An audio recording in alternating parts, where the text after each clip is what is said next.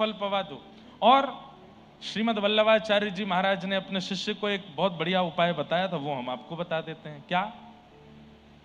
रसोई शुद्ध नहीं है, और कई बार अब माता पिता से क्या लड़ोगे?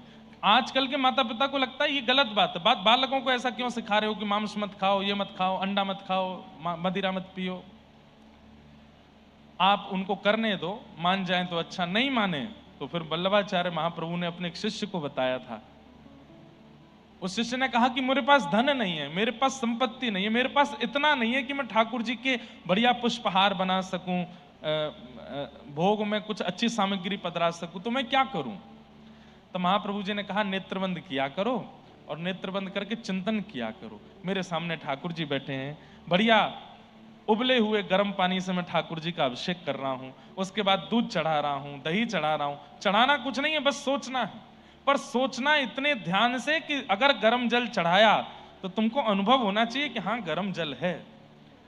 यदि ये सोचा है कि ठाकुर जी पर दही चढ़ाया तो दही गाढ़ी है, ऐसा तुम्हारे मन में आना चाहिए। ठाकुर जी पर शहद चढ़ाया तो चिपचिपा शहद गिर रहा है, ठाकुर जी के अंग पर लिपट रहा है, ये तुमको अनुभव होना चाहिए। चढ़ाना कुछ नहीं है, बस सोचना है। उसने कहा ठीक है, ऐसे करके ठाकुर जी की जितनी महंगी चाहो उतनी महंगी सेवा करो। उसने कहा बहुत बढ़िया।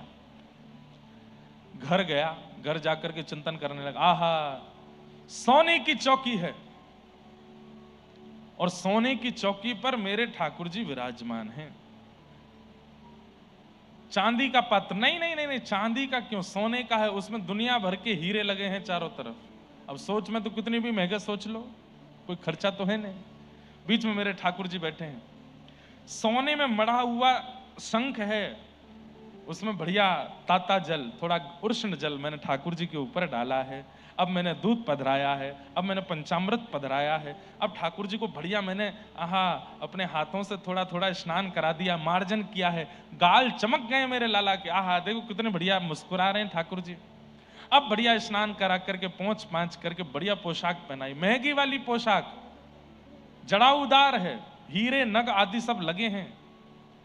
ठाकुर जी को मुकुट पहनाया, महंगा वाला इत्र लगाया, पूरा देखो आंगन महक उठा है। सेवा कुछ कर नहीं रहा है, बस सोच रहा है। अब ठाकुर जी तैयार हो गए, चलो दूध भोग रखे। दूध भोग ठाकुर जी के सामने रखा है, एक चम्मच मिश्री डाल दी, दूसरी चम्मच मिश्री डाल दी, एक चम्मच और मिश्री डाली, मिला रहा, अरे दूध ज्यादा मीठा हो गया है, एक चम्मच मिश्री निकाल देता हूं। जैसे ही निकालने लगा तो प्रत्यक्ष ठाकुर जी प्रकट होकर उसका हाथ पकड़ लिए। उसने आंख खोल करके देखा, जय जय जय जय, आप आगे। बोले मैं ये कह रहा हूं कि तेरे असली की मिश्री लग रही है जो तू निकाल रहा है। अरे 3 चम्मच डाल दी, डाल ले दे, तेरा कुछ लग तोड़ ही रहा है, क्यों निकाल रहा उसमें से? दौड़ करके अपने गुरुदेव के पास गया और जाकर के बोला, बोले जय जय ठाकुर जी प्रकट हो गए। और प्रकट होकर के बोले असली की मिश्री लग रही है जो निकाल रहा है। तो मानसी की सेवा, अगर घर में रसोई शुद्ध नहीं है तो ऐसे सेवा करो, ठाकुर जी के आगे खाली बर्तन रख दो और बर्तन में विचार करो, सामने चूल्हा है, चूल्हे पर खीर बनाई है, खीर बना करके एक कटोरी में पधरा दी, कढ़ी बनाई, कढ़ी पधरा दी, पूड़ी बनाई, पूड़ी पधरा दी, ऐसे करके भोग लगाओ और प्रत्यक्ष रूप से ठाकुर जी को फल पवाओ। यही एक उपाय है और कोई नहीं।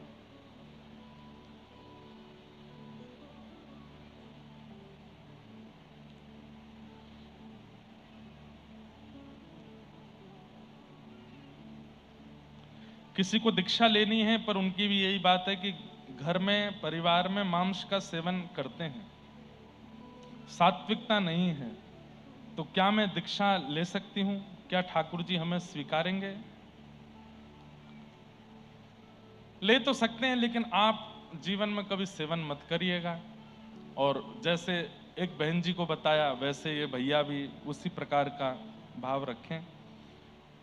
आपने कल कथा में कहा था कि विरह चाहिए तो स्वयं कर, तो अगर ठाकुर जी ने दी तो तोड़ देंगे, परंतु अगर हमें टूटने की इच्छा हो तो कान्हा जी के प्रेम और विरह में कैसे प्राप्त करें उस विरह को।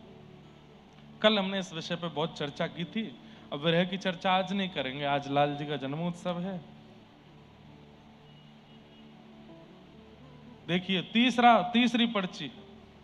मेरा आपसे यह प्रश्न है महाराज जी कि मेरे पिताजी गलत भोजन करते हैं, सबके एक ही बात है, क्या करें बताओ। मतलब मांस कितना प्रिय है लोगों को, सोच करके मुझे डर लगता है। किन्हीं का भाव है कि गुरु जी मेरा विवाह होने वाला है, वह लोग पुष्टि मार्गीय संप्रदाय से हैं, परंतु मैंने मन से आपको गुरु माना है, मुझे आपसे ही दीक्षा लेनी है। मेरे होने वाले पति को आपसे दीक्षा लूं, उसमें वो राजी हैं, परंतु ससुराल के लोग बोले रहे हैं कि उनके ही संप्रदाय में दीक्षा लें। कोई बुराई नहीं है इसमें, आप हमें शिक्षा गुरु मान लीजिए और हम शिक्षा गुरु ही हैं।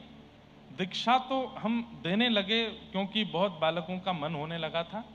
बाकी आप किसी भी परंपरा में दीक्षा लीजिए, अगर और पुष्टि मार्गीय हो या गौड़िया वैष्णव हो, रामानंदी हो, वैष्णव कोई भी संप्रदाय से आप दीक्षा ले लीजिए, कोई दिक्कत नहीं है।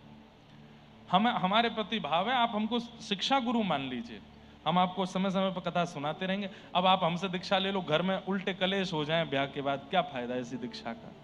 तो ऐसी दीक्षा मत लो, वहीं दीक्षा लो जहां आपके घर वाले चाह रहे हैं और बढ़िया रहेगा।